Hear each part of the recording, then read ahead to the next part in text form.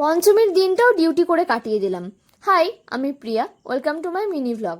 সবাইকে জানাই শুভ মহাপঞ্চমী। সকাল সকাল গিয়েছিলাম গঙ্গা স্নান করতে। গঙ্গা স্নান করে এসে রেডি হয়ে গিয়েছিলাম ডিউটি যাওয়ার জন্য। আজকে কিন্তু ভীষণ গরম, ওয়েদারটা ঠিক এরকম ছিল। আর এই যে খালি রিপোর্ট আর রিপোর্ট। তারপরে বাড়ি যাওয়ার পথে গিয়েছিলাম পেট্রোল পাম্প, কারণ স্কুটির ট্যাঙ্কটা তো ফুল করতে হবে, পুজোয় ঘুরতে হবে যে। আজ থেকে বাড়িতে নিরামিষ, স্টিল অষ্টমী পর্যন্ত। তোমাদের কার কার বাড়িতে আজ থেকে নিরামিষ বলো তো? আর বিকেলে একটু বেরোবো, তার আগে ঠিক ওয়েদারটা এরকম ছিল, যাতে সাজুগুজু করে একটু বেরোতে পারি। আজ থেকে আমি তো ঠাকুর দেখা স্টার্ট করলাম।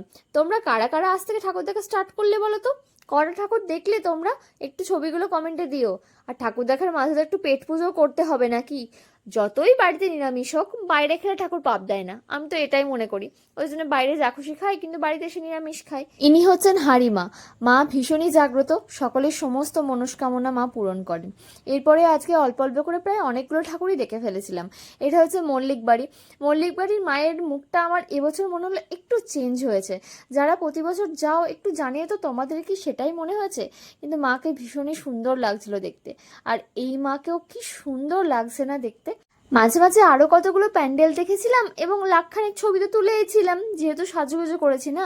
আর এই যে মাঝে মাঝে একটু পেট পুজোও করেছি। তারপর বাড়ি চলে এসেছি। ওকে, টাটা।